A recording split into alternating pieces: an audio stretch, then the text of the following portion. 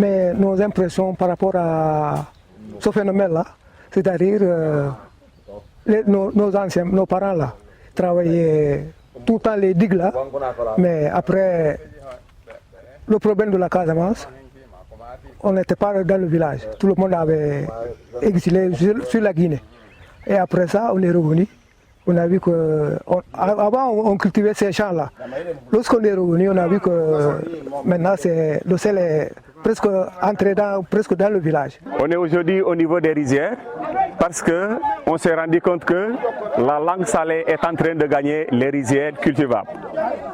C'est des rizières qui ont été occupées par nos grands-parents depuis des années. Maintenant, avec l'exode rural et les événements de 93, les gens ont migré vers les villes.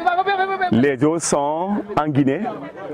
Donc la langue salée a commencé à gagner les espaces cultivables vers les forêts. Des champs qui étaient jadis une fierté pour nous et que nous sommes en train de perdre progressivement. Alors prenant conscience de cela, la communauté a décidé de faire quelque chose. Cette action consiste à construire une digue selon nos moyens pour au moins stopper l'avancée de la langue saline. C'est pourquoi les populations que vous voyez ici derrière moi se sont organisées pour venir lutter contre l'avancée de la langue salée. Aujourd'hui, en termes d'hectares, si on peut évaluer, c'est plus de 50 hectares, parce que si vous regardez bien, tous ces espèces-là, là où il y a la Vesseña, nos grands-parents cultivaient là-bas. Mais aujourd'hui, avec le manque de main-d'œuvre locale, des gens qui doivent entretenir ces terres-là, donc la langue salée est en train de gagner ces terrains-là. C'est pourquoi on s'est dit que nous, le peu de gens qui sont là, on va s'organiser, ne serait-ce que pour rétablir ces digues-là, pour au moins barrer la langue salée pour gagner ce restant de terrain qui est là. Même quand vous constatez, vous allez voir que c'est vrai. Maintenant, c'est pourquoi nous voulons solliciter des gens pour nous aider. Parce que pour le travail des digues modernes, là, on ne peut pas faire ça. On fait de notre mieux, comme nos papas travaillaient, quoi.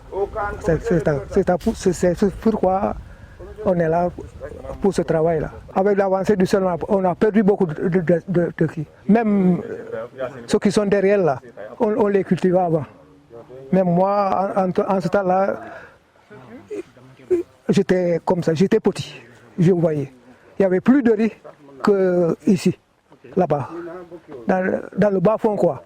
Là, il n'y avait pas de riz. En gros, là, on faisait les riz de montagne. Là. Nous sommes en train de travailler avec les mains, mais on aurait aimé avoir une digue beaucoup plus moderne, beaucoup plus solide. Et si nos autorités nous entendent, ce serait une très bonne chose pour nous. Alors c'est l'appel que nous lançons actuellement à l'endroit de tout bailleur, de quiconque qui pourrait apporter son aide à la communauté, qui serait vraiment salutaire pour nous. Comme vous le constatez, déjà c'est visible. Quand vous faites un tour des champs, vous vous rendrez compte qu'effectivement, la majorité des terres, c'est-à-dire des surfaces emblavables, donc, sont atteintes. Vous voyez? Ce qui veut dire que la productivité, non seulement a diminué, c'est-à-dire les rendements sont extrêmement faibles, d'autant plus que les surfaces à cultiver sont devenues moindres. Alors, donc les gens sont obligés d'aller à la périphérie pour cultiver. Et c'est cela le danger. Parce que l'habitant de la Casamance qui voit ces champs de riz, c'est-à-dire ces rizières menacées, qui peut-être dans une dizaine d'années ne verra plus ces champs et pouvoir bénéficier de son riz, ce serait une catastrophe pour nous. Donc, vous vous rendez compte que, effectivement, le sel est en train d'envahir tous les champs. Donc, c'est devenu une nécessité et c'est pourquoi la communauté n'a plus le choix de sortir et, à partir des propres moyens, d'essayer de faire quelque chose. Nous sommes en train de perdre, c'est-à-dire nous n'avons plus cette quantité que nous avions il y a à peu près une dizaine ou une vingtaine d'années. L'impact, c'est-à-dire, si on n'arrive pas à nous cultiver nos terres, il y a la famine qui arrive. Oui. On n'aura pas de quoi à manger, quoi, à se nourrir, quoi. Pour cette année, on a sollicité, il y avait un ONG là qui était venu, pour nous solliciter ce travail-là. On nous a financé quelque chose pour ce travail-là. Mais on est satisfait, mais nous voulons aussi encore des digues modernes. Ouais, je sollicite toujours le CRS parce qu'ils viennent souvent aider la population de Séganar sur la construction. Il y a la tôle, tout, ils nous donnent tout pour satisfaire nos besoins. Mais on sollicite aussi qu'ils nous aident d'avance parce que demain, encore, comme quoi il y a toujours l'avancée du sel là, il faut qu'ils nous aident à faire une digue moderne, quoi.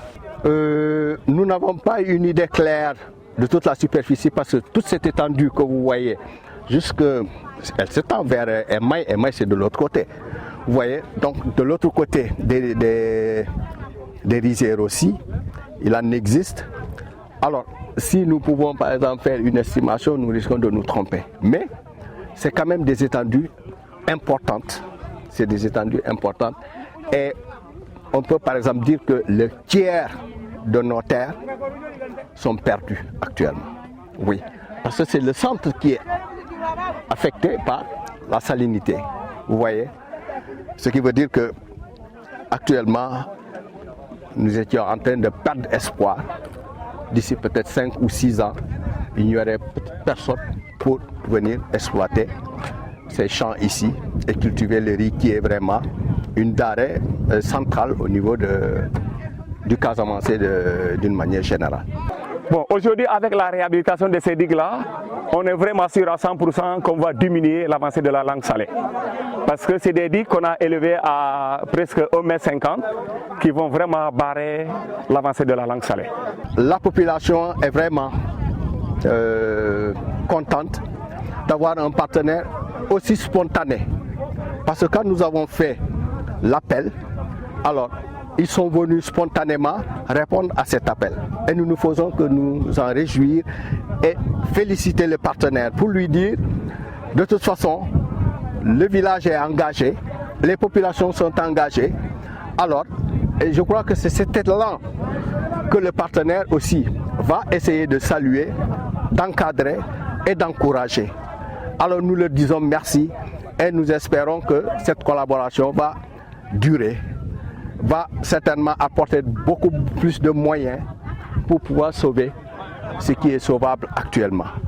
En tout cas, merci pour le partenaire. Je dis qu'aujourd'hui, le mot que j'ai à lancer au projet ALUD, c'est vraiment un sentiment de satisfaction parce qu'il fut des années où l'État était venu pour réhabiliter ces digues-là. Ils ont même fait des relevés topographiques, mais jusque-là, comme c'est un projet de l'État, on les attend jusqu'à présent. Mais comme le projet est venu aujourd'hui pour nous appuyer, vraiment, salue vraiment le projet ALUD parce que c'est grâce à ce projet-là que les populations sont sorties massivement pour réhabiliter les digues-là.